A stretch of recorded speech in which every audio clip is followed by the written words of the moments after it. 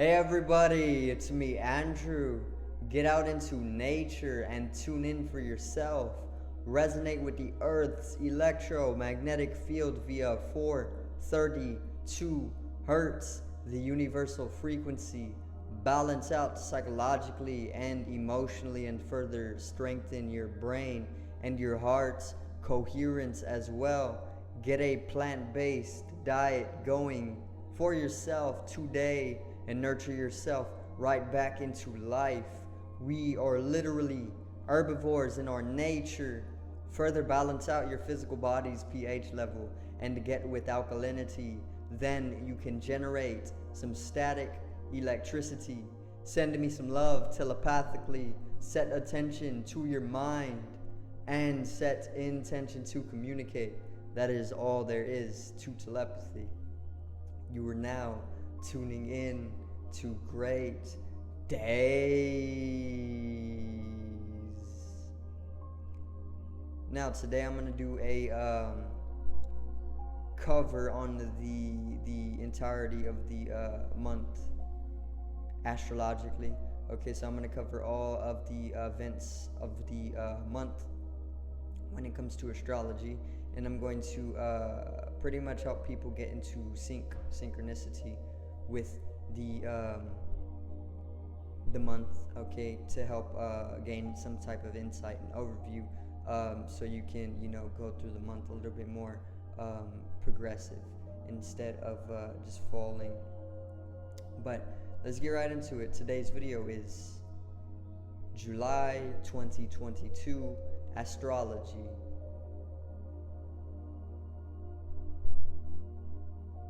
Now,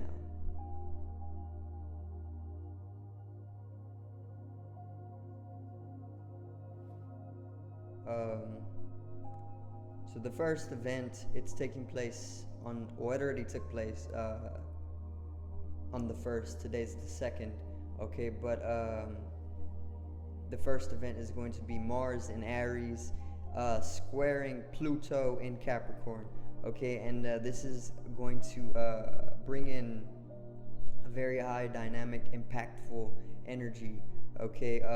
It's going to be very, or it was very reactive instead of more responsive, but also very strong-willed because of that Mars and Aries, Martian and Aryan energy are very masculine in their nature. So got a big drive here at the beginning of the month. Most definitely felt the temperamentalities, a little bit of conflict as well in the mental atmosphere. So feeling this type of energy on the 1st. Today on the 2nd is the next event, and it's going to be Mercury and Gemini, okay, and this is going to trine Saturn in Aquarius. And Mercury and Gemini, Mercury rules Gemini, so very mercurially empowered. It's going to be very intellectual, okay, very communicative, problem solving. It can also be a little bit over analytical as well, because of the mental energy arising. It can also be a little bit emotionally distancing, I want to say, but there is also a square to Neptune, which is featured today, okay.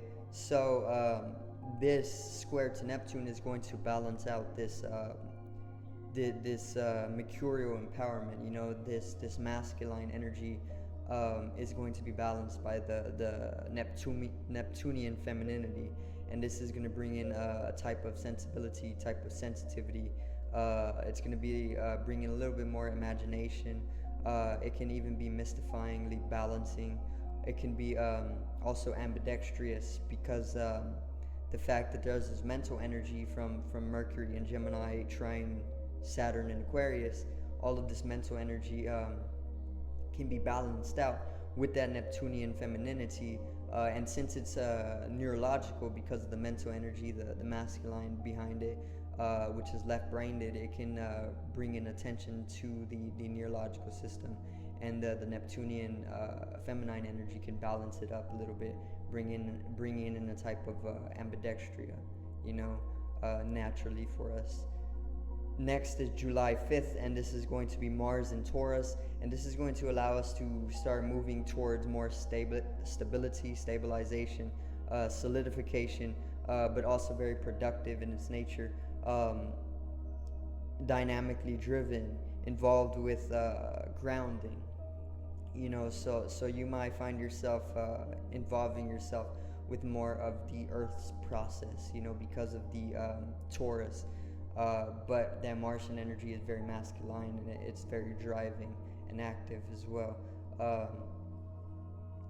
So very earthy, productive Martian vibes. Another one is taking place on July 5th, and this is going to be Mercury into Cancer. Mercury into Cancer, sextile Mars. Okay, and this is going to start harmonizing our mind and our will a little bit more, balancing it out. So there's going to be more, I want to say, like, ability to manifest, which you can use the Martian energy to bring in some type of point A to point B objectivity, to get things done. And very, very integrating, balancing energy as well because of the Cancer, okay, the femininity in it. Now, July 10th, the next event is taking place. It's going to be the Sun in Cancer, and this is going to sextile Uranus in Taurus. And this is going to be very, very progressive. It's going to be liberating. It's going to be advancing. It's going to allow us to break through here and there. It's going to be bringing in a type of expansion of consciousness. I want to say hopeful, fresh starts can fruit out of this. But there can come some con with it, and this can come from the con in it can be like potentially overestimating how much growth is possible within the energetical influence, paired with a type of ideological sense, because Cancer can be said to be a little ideological in their way, But let's get into the next one. The next one is taking place on July 13th, and it's Venus in Gemini, Trine, Saturn in Aquarius, and it's a very positive event.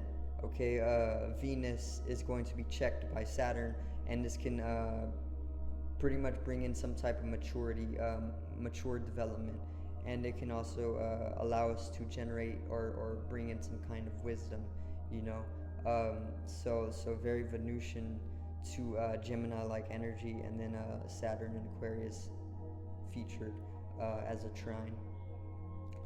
Now on the 13th, another one on the 13th, it's the full moon in Capricorn, and this is going to bring in, it's going to allow us to start picturing very clearly the cycle from this new moon on the 13th to the new moon. And it's going to allow us to start connecting more with the Plutonian upsurges throughout that cycle. Okay, July 13th, Mercury is going to be in Cancer, sextiled Uranus in Taurus, and this is going to bring solution to problems, and it's going to literally practically help us, in that sense, paired with the full moon and Venus in Gemini. Okay. Now July 14th, the next event is going to be Venus in Gemini square July 14th, the next event, it's going to be Venus in Gemini squaring Neptune in Pisces. And I want to say this can be very, very mystifyingly intoxicating because of Neptune in Pisces, very, very Neptunian empowered, because of it being Pisces, very, very imaginative, very artful. So this is the time of the month where we're going to be granted an intense artistry. It can be very, very poetic as well, and there's going to be a sense of some type of playful romanticism in the atmosphere, or just around. Now July 16th is the next event, and it's going to be a Mercury Kazimi in Cancer, which is going to be very, very fluid for our lives. It's going to be very, very flowing for our lives. It's going to bring in a sense of beauty, vulnerability, fluent communications, and it's going to be very, very emotionally intelligent as well. So it's going to be heightening our emotional intelligence. And with that, also on the 17th is Venus in Cancer. So we can take a Venusian energy and add it to the last read. You know,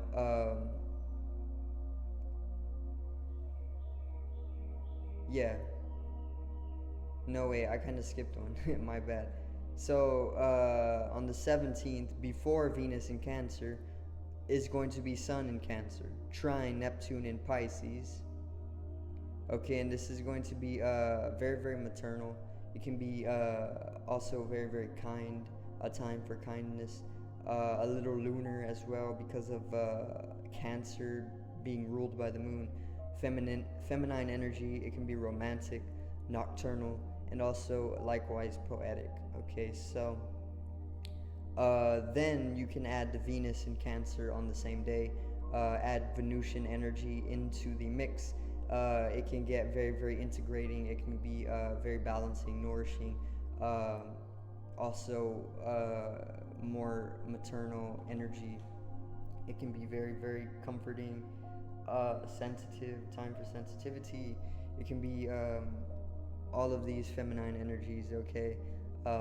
Pretty much to complement the Mercury Kazimi on the 16th, okay? So the next event is on July 18th, and it's Mercury in Cancer opposing Pluto in Capricorn. And then on the 19th, we're going to have Sun in Cancer opposing Pluto in Capricorn as well. So we're going to pair these two together. And together on the 18th and 19th with these events, it's going to be bringing us influence for purging, you know, cleansing inwardly because of that Plutonian energy in Capricorn. And with that purge, that cleanse type of death, you know, type of deaths here and there, rebirth from that death, transformation into the Cancer areas of our life, okay? So another one on the 19th is going to be Mercury entering Leo, which is going to bring our mental atmosphere pride. It's going to bring in a proud mental atmosphere, or it's going to make that mental atmosphere more proud, more bold and courageous, with confident communications as well, because Mercury is pretty much planet of communication, you know, which involves mental atmosphere. And then just add Leo energy into the mix. Very, very proud, bold, confident, you know. Then on the 22nd, the next event is going to be Sun in Leo, okay. Then on the 23rd, we're going to have Mercury in Leo, trine Jupiter in Aries, and this is pretty much just going to be a big boost to the mental atmosphere, you know. So we had Mercury in Leo on the 19th, okay. Mercury entering Leo on the 19th, and this is going to make the mental atmosphere more prideful, more bold, more courageous, confident, and communicative, you know. And with on the 23rd, with the trine to Jupiter and Aries, it's just going to bring a very, very big inflation to that, or a big boost, or a lot of expansion. And this can bring in or it can even make the mental atmosphere thus a little bit more slightly arrogant, maybe even a little bit more conceited, more egocentric, you know. This is how Leo can get if they're overinflated. July 25th is the next event. It's going to be Venus in Cancer, square Jupiter in Aries, okay. Then on July 27th, we're going to have Jupiter station, and on the 28th, the next day, we're going to have Jupiter going into retrograde, dipping back into Pisces. So we're going to see Jupiter's influence thus in retrograde, okay. Then also on the 28th, we're going to have the new moon in Leo, and this is going to be very Uranian in its intention. So the new moon, very, very briefly, is the time of the month for starting setting new projects, starting new, by this I mean beginnings, planting seeds, doing things like this, setting intention. Now, with this intention, it's going to be Uranian in its nature, okay?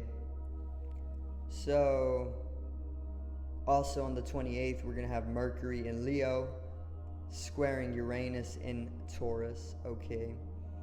Then on July 31st, we're going to have Mercury in Leo, opposing Saturn in Aquarius. And then one last event on the 31st, we're going to have the Sun in Leo, trine Jupiter in Aries. And with the last event, it's going to pick up in intensity. It can become very prideful and very willful. We can feel as though, we can get that feeling as though we need to be right all the time, and king of the hill, thus. And bold decision making on that upsurge of confidence as well. It can probably become a little bit conflicting, so watch yourself during this time. Make sure you can maybe discipline yourself during this time, because the way I see it, with that Martian energy, which can be very desirable, we can use it as a time for disciplining ourselves, or maybe learning about ourselves as well. So just avoid or come to know the way, or the currents of temperamentalities, that can come with that last event. But it's pretty much the video to summarize the entirety of the month up astrologically. I'm sure that I helped you get in sync with the astrological process itself, which can bring a type of insight, overviews over the month, to help you just kind of navigate it a little bit better, or maybe come to understand how you've organized it for yourself before actually coming into it, But it's going to be it. Once again, I hope everybody did enjoy the video today. Subscribe for more daily content. Drop a like on the video. Also comment down some love if you want, okay? Peace out. Generate some static electricity from the etheric body, or the first layer of the aura. It needs to be strengthened and realized with collective rising consciousness. I love you, everybody. Have a great day, and peace out once again.